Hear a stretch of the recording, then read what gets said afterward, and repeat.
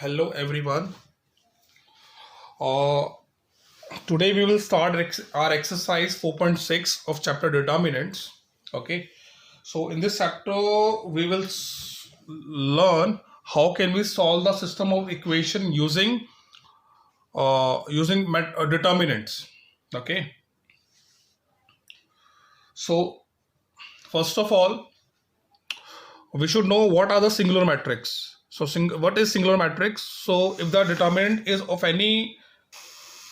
is 0, then we can say that it is a singular matrix. If determinant is not equal to 0, then we can say that it is non-singular matrix. Okay, so these are two definition of singular and non-singular matrix. Fine. Next is we are talking about consistent system of equation and inconsistent system of equation. I think this you had done in 10th standard. Okay, in consistent system, if the solution is unique or it has infinite value solution, then we can say that the system is consistent. Okay, if it has no solution, then we can say that system is inconsistent. Okay, so all this consistent, inconsistent you had done in your 10th standard. Okay, after that, here I am taking three equations. Okay, three linear equation in three variable form. So this is a general form of all the three equations. Okay, so a1x plus b1y plus c1z is equals to d1 a2x, and this is and so on. Okay, so here we have three equations. If I want to write this equation in matrix form, so how can we write? See, the first I'm writing A. This is I'm representing this A matrix as a coefficient matrix. This A matrix is also known as coefficient matrix. See, here it is. Okay, so here I'm taking A, that is a name of matrix. I'm just assuming that let A is equals to A1, B1, C1, A2, B2, C2, A3, B3, C3. So this is your A matrix. Okay, so here I'm taking the coefficients of each variable in all the three equations. Okay, so here this is also known as coefficient matrix. Fine. Now there is a B matrix. The B matrix is D1, D2, D3.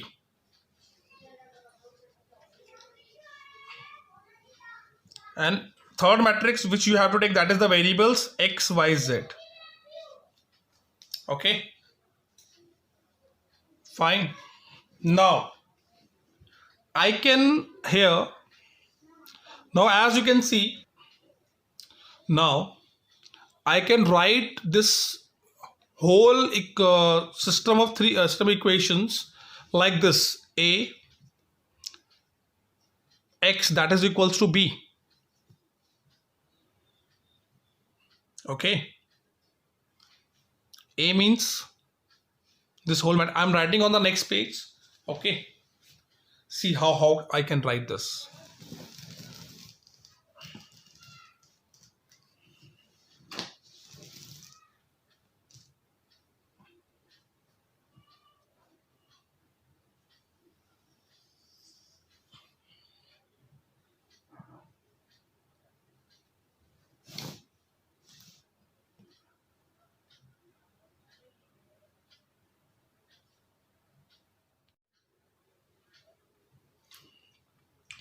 I'm writing this equation again.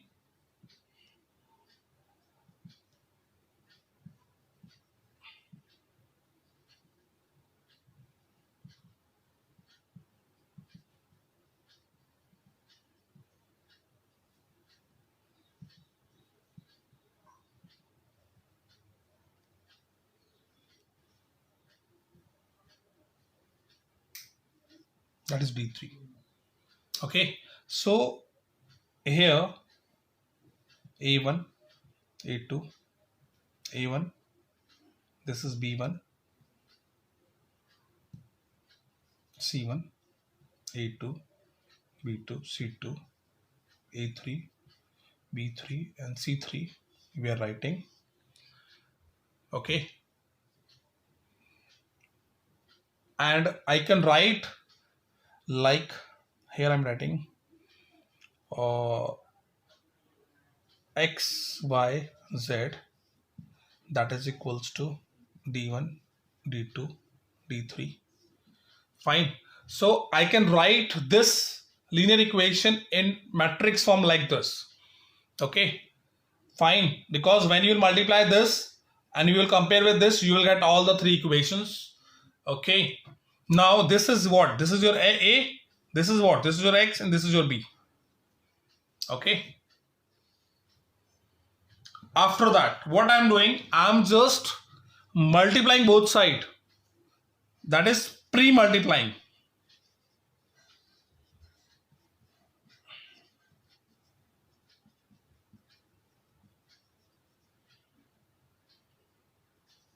By A inverse. So when you multiply this by A inverse, you will get this. Okay. So A inverse, that is your X. So this can be written as A inverse B. Fine. So in I have written this word pre. The mean of this we are multiplying with in order. Okay, the first element is multiplied with A inverse on both sides. Fine. So as you know that in case of matrices, the order is very important. So you will get this equation.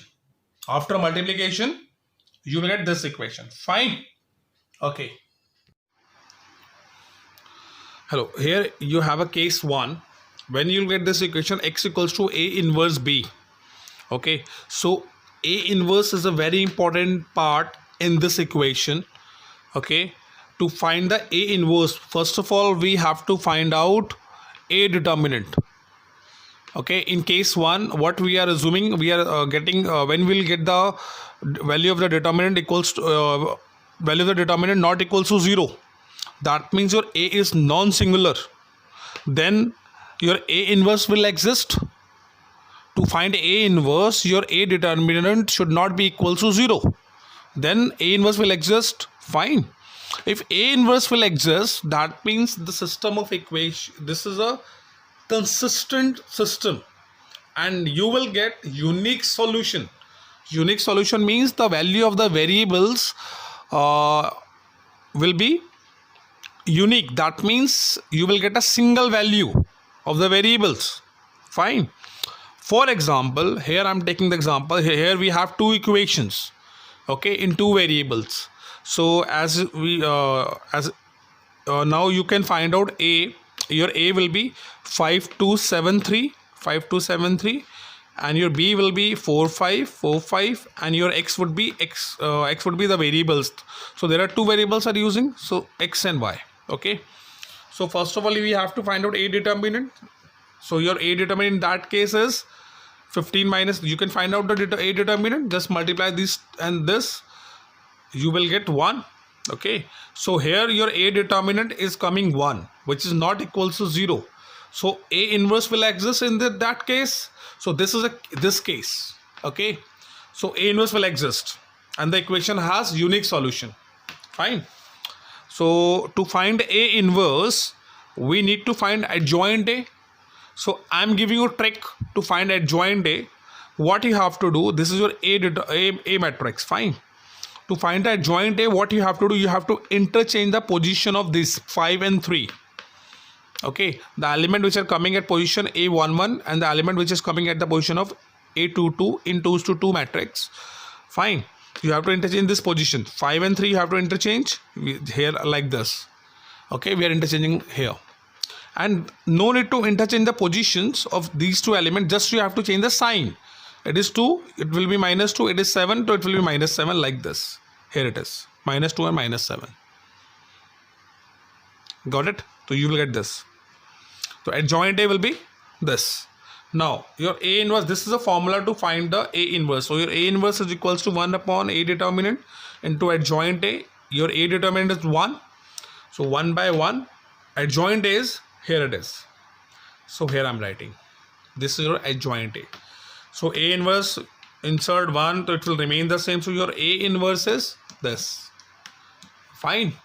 Now let me change the next page. Yes, here it is. Yes. Now your X is A inverse B. This is the formula. Okay. So X is what? X, Y, this matrix. And your A inverse is this. And your B is this. Just find out the product of these two. After finding the product, you will get this matrix. And you have to copy it. Fine. And on comparing these two, when you will compare, X will be 2 and Y will be minus 2. This is, you are getting the one value of the variable. So that's why it is unique solution. Okay.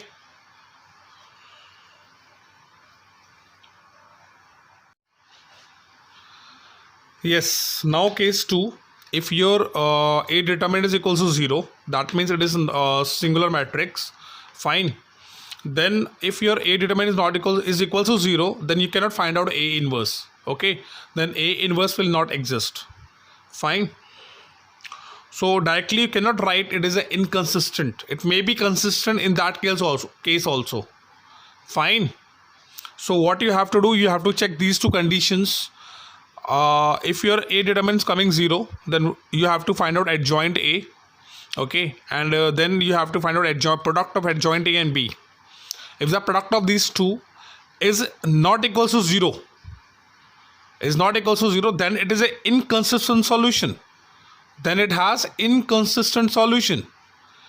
Inconsistent solution, and hence it doesn't have any solution. Is it clear? Inconsistent means no solution. Got it? Second case. If it is coming 0, if the product of these two, adjoint A and B, is coming 0, then it is known as, it is consistent, but it has infinite many solution. Okay. It may be consistent, but it has infinite many solution. In first case, if your A determinant is not equal to 0, then it is consistent, but in that case you were getting unique solution. Fine. Now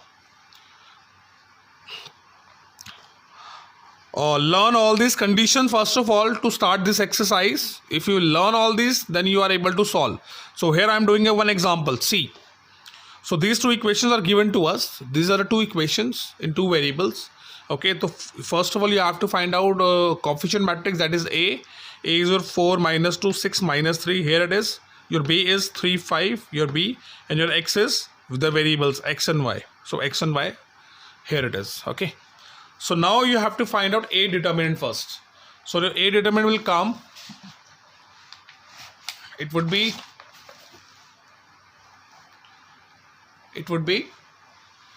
minus 12 plus 12. That would be 0.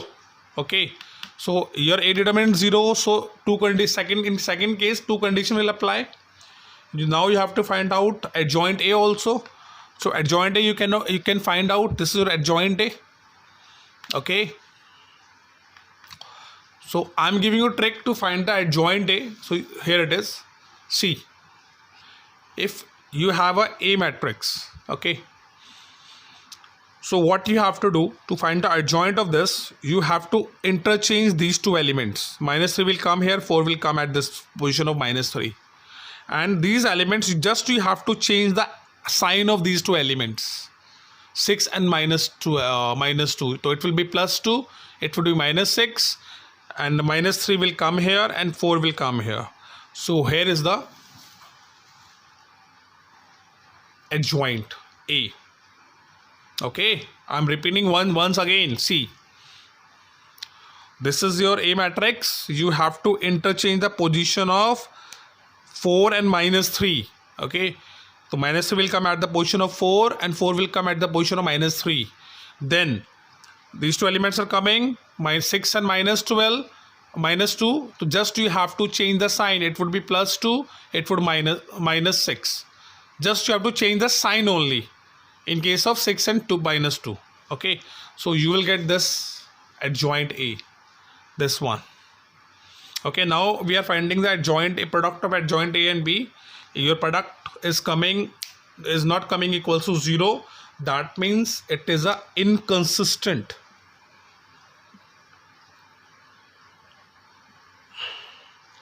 It has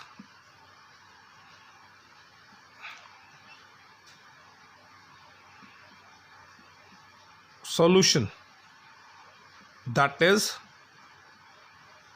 no solution. Okay, so this is how you can solve this. Okay,